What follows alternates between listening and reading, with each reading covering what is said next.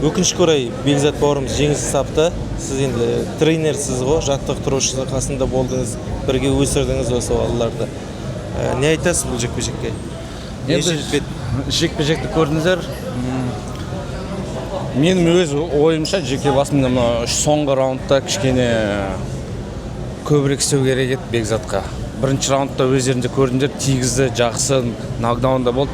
Ары қарай жібермей сол жерде тістеніп, тағы да тигізіп, до конца істеп тастау керек еді.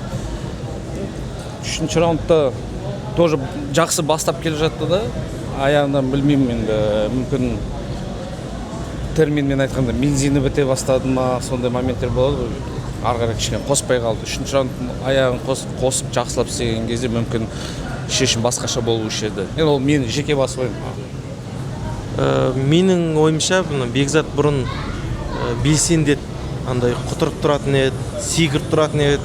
Осы да жекпе-жек салмақ өлшеудің қарсаңында осында бір кішкене сынып қалғандай болған сияқты да, бір алдыңғы жекпе-жектерден кейін көңілге қатты, кейде нормально болып келе жатты, кейде біртүрлі сияқты. Қалай ойлайсыз, әсер етті ме алдыңғы екі жеңіліс? Енді кез келген жеңіліс әр адамға ауыр тиеді. Ол келесі жекпе-жекке шыққан кезде ол біршама жүк болып тұрады. Ананда былай жеңіліп едім, қазір осы қайталанбасын деген. Енді әркім басында әртүрлі ғой. Мүмкін ол Бекзатқа жүк болып қалды, оны білмеймін, сен басына кіріп тұрған жоқпыз.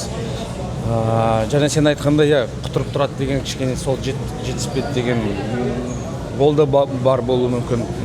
Өзім детіне салмақ болғанда да кішкентай не болды ма, ол ештеме емес. Осындай моменттер бар енді. Бұл соңғы жекпе-жегі ғой, келісім шарт бойынша. Бұдан кейін не болады деп ойлайсыз? Оған қазір айта алмай тұрмын. Өте қиын. Егер жарыс біткеннен кейін білерміз, нақты уже не айтатын келісім шарт жайлы.